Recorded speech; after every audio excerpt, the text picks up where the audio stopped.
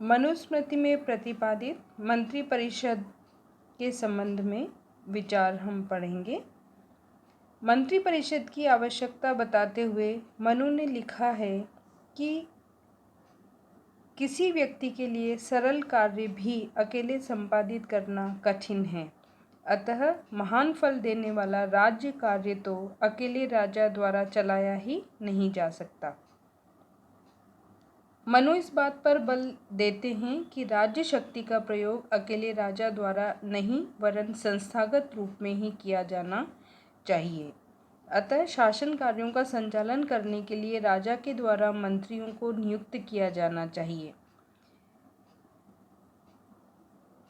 मंत्रियों की संख्या के संबंध में मनु का विचार है कि यह आवश्यकता अनुसार निश्चित की जानी चाहिए। सामान्यतः 7-8 व्यक्ति इस कार्य के लिए उपयुक्त होते हैं।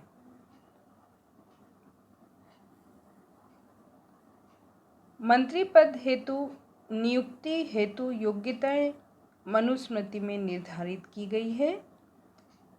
उनके अनुसार कुलीन, शास्त्र ज्ञाता, शूरवीर, शस्त्र निपुण, बुद्धिमान, स्थिरचित्त, राज्य हितैषी व्यक्तियों को मंत्री पद पर नियुक्त किया जाना चाहिए। मनु ने मंत्रियों के लिए आलस्य रहित, ज्ञानी तथा अपने कार्य के प्रति उत्साही होना भी आवश्यक माना है। इस प्रसंग में भी मनु ने शूद्र के साथ भेदभाव करते हुए शूद्र को मंत्री पद पर नियुक्ति के सर्वथा अयोग्य माना है।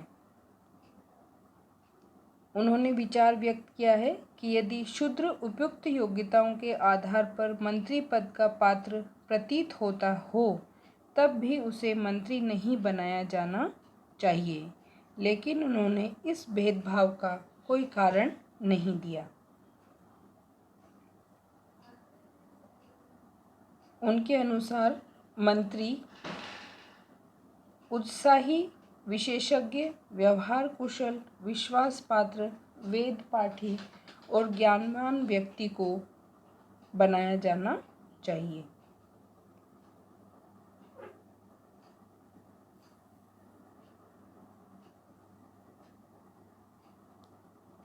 मंत्रियों के दायित्व एवं अधिकार भी मनुस्मृति में प्रतिपादित किए गए हैं।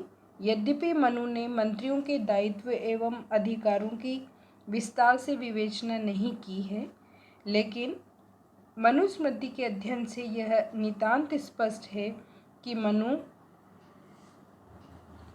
राजा सहित मंत्री परिषद को संपूर्ण शासन व्यवस्था के संचालन के लिए उत्तरदायी मानता है। मंत्री द्वारा अपने अधीन विभिन्न राज्य कार्य हेतु अध्यक्षों की नियुक्ति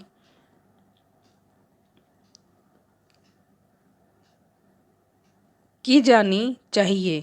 इन अध्यक्षों का कार्य होगा अपने अधीन कार्यरत अधिकारियों, कर्मचारियों के कार्यों का निरीक्षण करना। मंत्रियों द्वारा विभिन्न कार्यों के लिए उत्तरदायी अध्यक्षों, समस्त अधिकारियों, कर्मचारियों के कार्यों का निरीक्षण किया जाना, उन पर आवश्यक नियंत्रण रखा जाना तथा जहां आवश्यक हो उनका मार्गदर्शन किया जाना।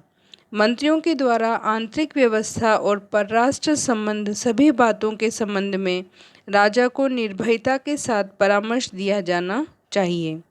राजा का यह कर्तव्य है कि वह मंत्रियों के परामर्श को राजा के कार्यों से असहमत मंत्रियों के परामर्श को भी उचित स्थान दे। दूसरे राष्ट्रों में दूतों की नियुक्ति, भेजे गए दूतों और गुप्तचरों के कार्यों के मूल्यांकन आदि बातों के संबंध में राजा के लिए मंत्रियों से परामर्श प्राप्त करना आवश्यक है।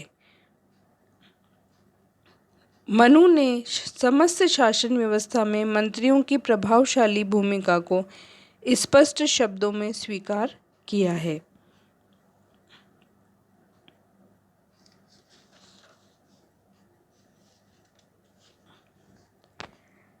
मंत्रिपरिषद की कार्यप्रणाली को प्रतिपादित करते हुए मनुस्मृति में कहा गया है कि राजा द्वारा मंत्रियों से पृथक पृथक विचार करने और संपूर्ण मंत्रिपरिषद के साथ सामूहिक रूप से विचार विमर्श करने दोनों ही विधियों का उल्लेख किया गया है।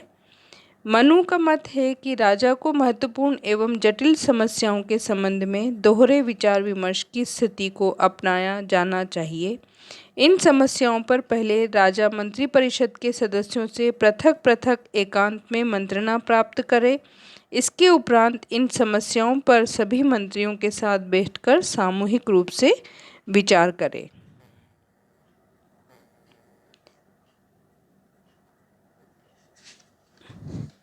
इस प्रकार के समस्त विचार के उपरांत राजा इन नियमों पर स्वविवेक से निर्णय ले। मंत्रियों से पृथक पृथक परामर्श और मंत्रिपरिषद के साथ सामूहिक परामर्श प्राप्त करने की इन दोनों विधियों को परिस्थितियों के अनुसार अपनाया जाना चाहिए। सामान्य शासकीय कार्यों के संबंध में मनु का सुझाव है कि सामूहिक रूप से मंत्रणा प्राप्त करना राजा के लिए उपयोगी होगा। मंत्रिपरिषद से संबंधित समस्त विवेचना में मनु ने मंत्रियों से प्राप्त समस्त मंत्रणा को बहुत अधिक गुप्त रखना बहुत आवश्यक बताया है। इस दृष्टि से पहाड़ पर या एकांत महल में या निर्जन वन में राजा को दूसरों से अज्ञात होते हुए मंत्रियों के साथ मंत्रणा करनी चाहिए। मंत्रणा के समय राजा को चाहिए कि वह जड़, गूंगे, बहरे, सुग्गा, तोता, मैना आदि पक्षी, अत्यंत वृद्ध, स्त्री, मलेच्छ और रोगी आदि को मंत्रणा स्थल से हटवा दे, क्योंकि ये सभी अपनी अस्थिर बुद्धि के कारण मंत्र का प्रकाशन कर देते हैं। मनु ने गोपनीयता की दृष्टि से मंत्रणा के साथ समय को भी अधिक महत्वपूर्ण माना है। मनु का मत है कि दिन के मध्य के समय अथवा अर्धरात्रि में मानसिक खेद व अशांति से रहित होकर शासक को मंत्रियों के साथ मंत्रणा करनी चाहिए। मंत्रणा की गुप्तता पर बल देते हुए मनु ने कहा है कि जिस राजा के मंत्र को दूसरे व्यक्ति नहीं जान पाते, कोश से हीन होने पर भी ऐसा राजा पृथ्वी का भोग करता है। मंत्रिपरिषद संबंधी समस्त व्यवस्था सभी दृष्टियों से काफ़ी विकसित प्रतीत होती है।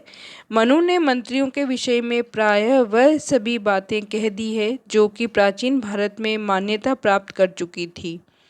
उसने मंत्रियों की आवश्यकता पर बल देते हुए मंत्रणा के समय, स्थान और मंत्रणा की प्रणाली को भी बताया है तथा विभागीय प्रथा की ओर भी संकेत किया गया है। मंत्रियों में एक मंत्री प्रधानमंत्री जैसा बताया गया है, जिसे मुख्य अमात्य कहा गया है। इसके साथ साथ ही मंत्रणा की गोपनीयता के सिद्धांत पर भी अत्यधिक बल दिया गया है। मनु ने व्यावहारिक प्रशासनिक व्यवस्था के संबंध में भी निर्देश दिए हैं।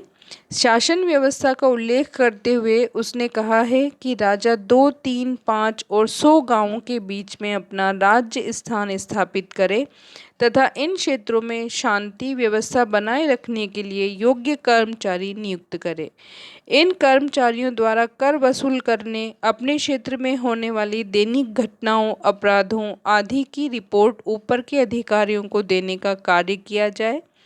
गांव के अधिकारियों के सभी कार्यों की देखभाल करने के लिए पृथक मंत्री होना चाहिए।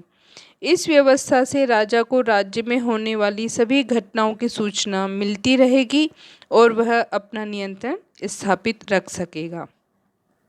गांव के प्रशासन के साथ साथ मनु ने नगरों के प्रशासन का भी वर्णन किया है।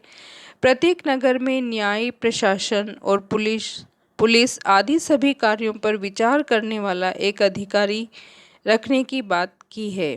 राजा को दौरे करके तथा गुप्तचरों द्वारा अधिकारियों के कार्यों की जानकारी प्राप्त कर उन पर नियंत्रण रखना चाहिए। मनु के अनुसार राज्य कर्मचारी सामान्यतः धूर्त एवं भ्रष्टाचारी होते हैं, अतः राजा के द्वारा ऐसे अधिकारियों पर पूरा नियंत्रण रखा जाना चाहिए। भ्रष्ट आचरण करने वाले अधिकारियों को दंडित किया जाना चाहिए। मनु ने प्रशासनिक व्यवस्था के अंतर्गत स्थानीय संस्थाओं के महत्व को भी स्वीकार किया है और स्थानीय विषयों का भार इन संस्थाओं को ही सौंपने का निर्देश दिया है। धन्यवाद।